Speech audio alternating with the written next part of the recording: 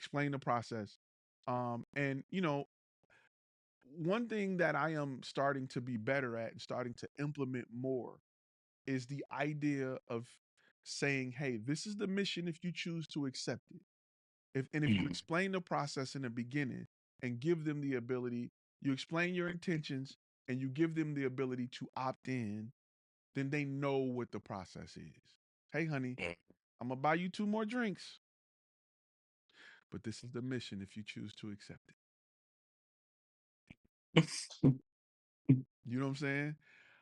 Love it. I'm gonna go pull the car around. We're gonna go to the house. But this is the mission if you choose to accept it. Sign here, initial there, dot there, and send me a text to say, yes, I am down because I ain't having no problems. So it's just about setting expectations. It makes sense when I say it like that, but it's just about setting expectations with your client. Because you may get a client that's like, hell yeah, I don't even need the drinks. Let's go. You may get that client. It happens.